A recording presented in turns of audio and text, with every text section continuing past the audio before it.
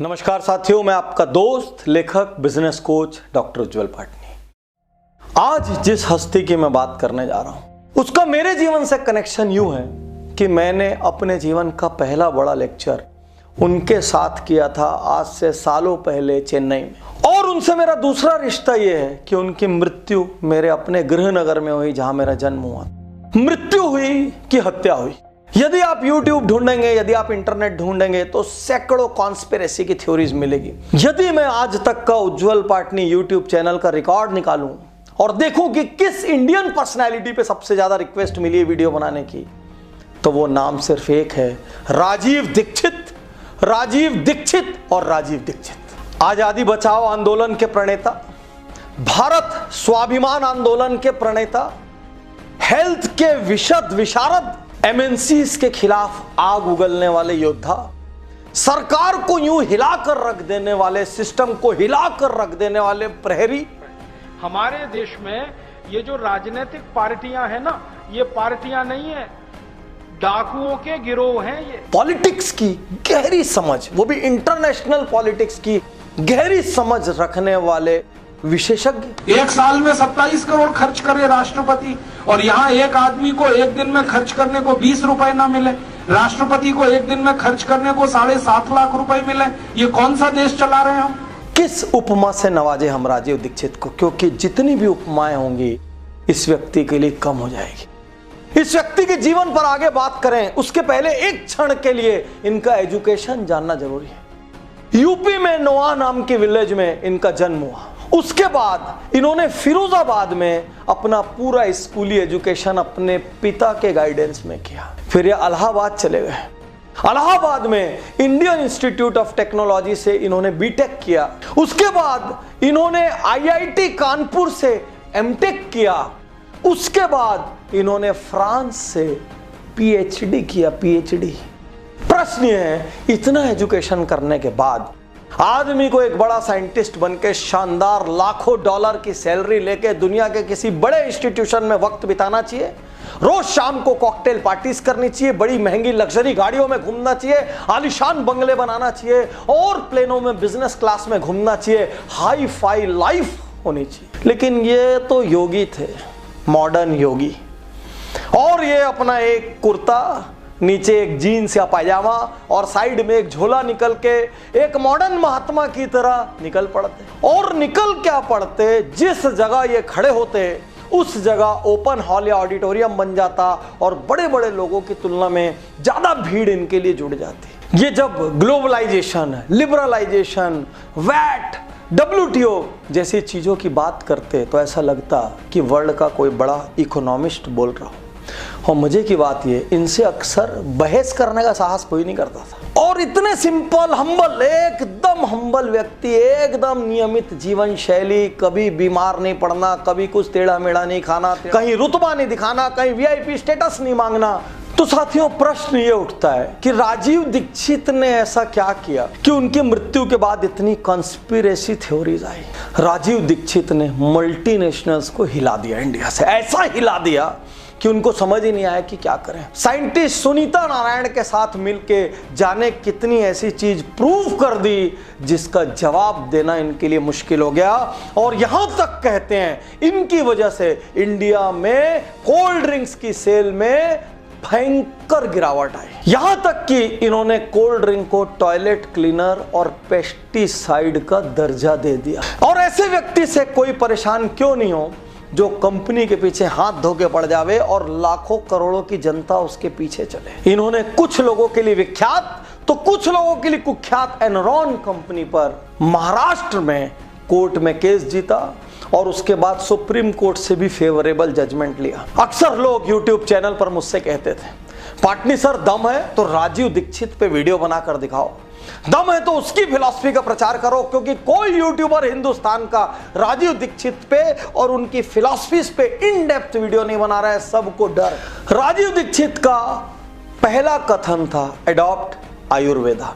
वो कहते थे भारतीय चिकित्सा शास्त्र इतना धनी है, हमारे अपने खेत में, हमारे अपने आंगन में इतने किस्म की जड़ी बूटियां, पेड़ पौधे उगते हैं जिनसे इंसान का पूरा शरीर ठीक होना तो छोड़िए, ठीक होना तो क्योर में चला गया, इंसान के शरीर में कोई बीमारी ना हो, इतना प्रिवेंशन किया जा सकता है।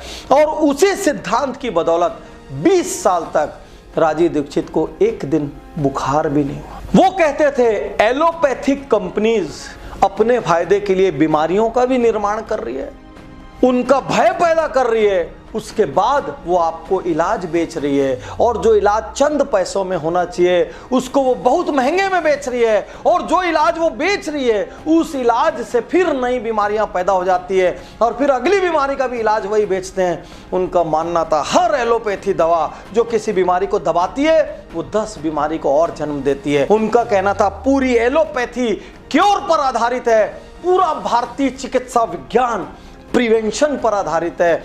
यदि हम भारतीय चिकित्सा विज्ञान पे चलते रहेंगे तो एलोपैथी 1 रुपया की दवा हिंदुस्तान में नहीं बिकेगी, और दुनिया की सबसे बड़ी आबादी में से एक देश को एलोपैथिक कंपनियां खोना नहीं चाहती। उन्होंने सारा जीवन का अडॉप्ट आयुर्वेदा, निरोग रहिए, स्वस्थ रहिए, और मजे की बात वो सारा देश घूम घूम के दवाइयां देते थे।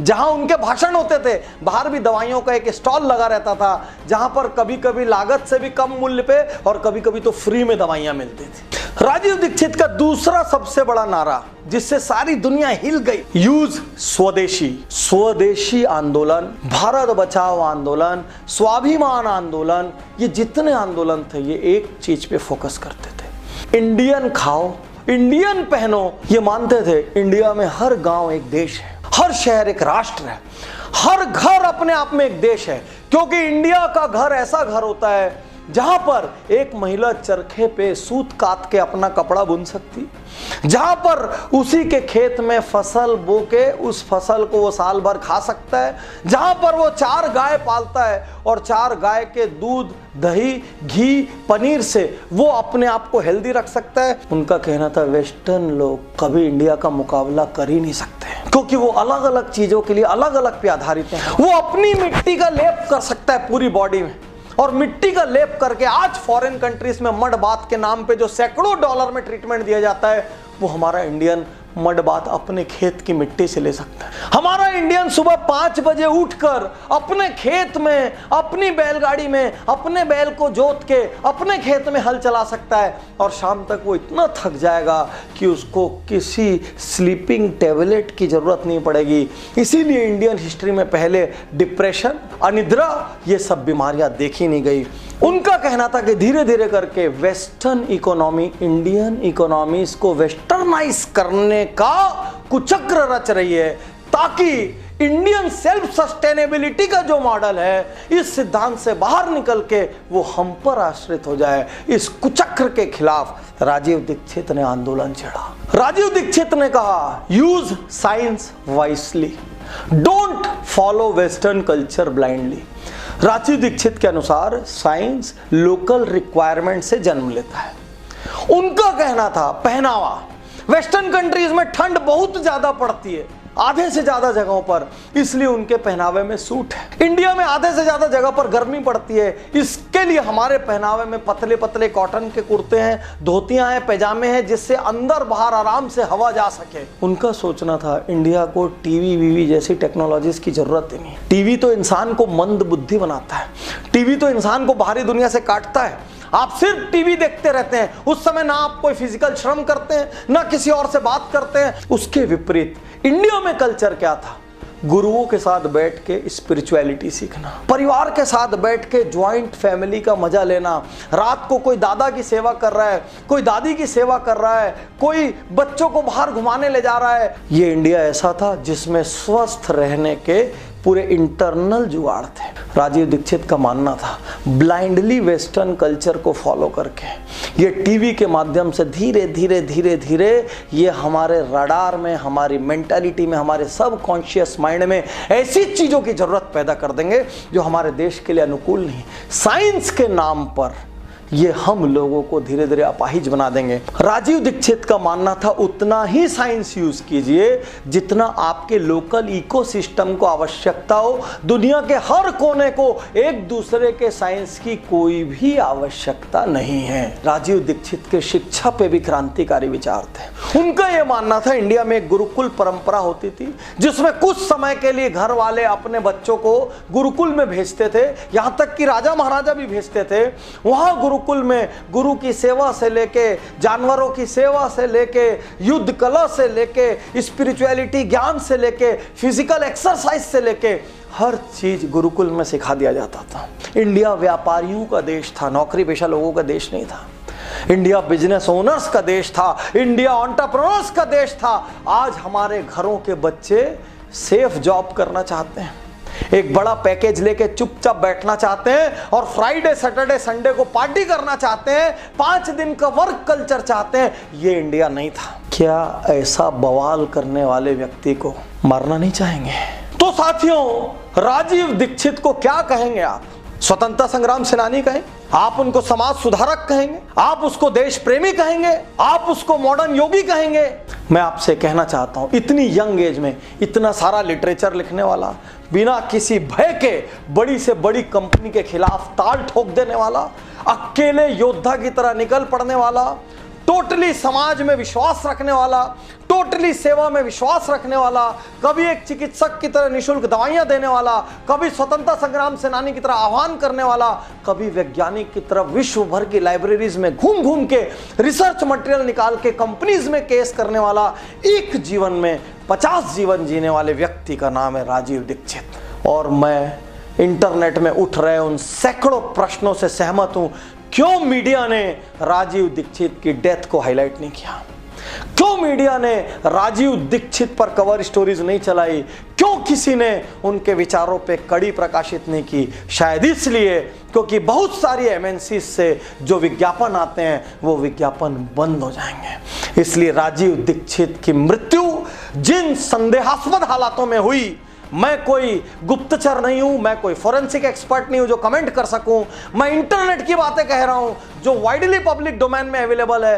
राजीव दीक्षित की मृत्यु जिन संदेहास्पद हालातों में हुई, वैसे ही हालात उनको मीडिया में प्रॉपर कवरेज न मिलने का भी कारण थे। मैं देश भर में राजीव दीक्षित के प्रशंसकों से आज यहां अपील करता हूं, राजीव दीक्षित को जिंदा रखिए। साल में अनेक बार राजीव दीक्षित के विचारों पर आधारित अनेक पब्लिकेशन करवाइए, कहीं ना कहीं कोई राजीव दीक्षित संग्रहालय बनाइए जिससे राजीव दीक्षित के विचार जिंदा रहें और आने वाली नई पीढ़ियां जो बड़ी बड़ी डिग्रियां हासिल करके सिर्फ सेफ जॉब का सपना देखती है, वो इससे प्रेरणा लें और ये सोचें हमें भी अपने देश के लिए करना है। मेरी टीम में 2 ऐसे सदस्य हैं जिन्होंने राजीव दीक्षित के साथ दिल्ली में लंबा वक्त बिताया है और मेरे सबसे खास दोस्तों में से एक के घर में राजीव दीक्षित ने बहुत लंबा वक्त बिताया है। राजीव दीक्षित के विचारों का पालन किया जाए, उनके विचारों का सम्मान किया जाए, उनके विचारों को जिंदा रखा जाए और ब्लाइंड वेस्टर्न कल्चर से बाहर निकल के हम भारतीयता का सम्मान करना शुरू करें।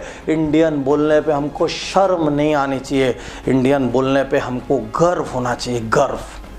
शुक्रिया, धन्यवाद, थैंक यू।